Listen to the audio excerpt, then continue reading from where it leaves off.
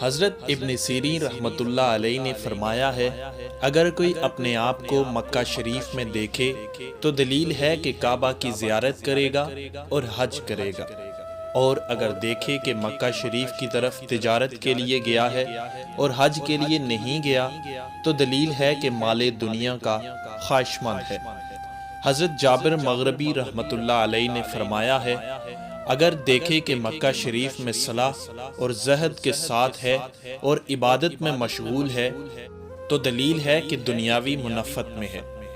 اور اگر مکہ شریف کو آباد اور بھرا ہوا دیکھے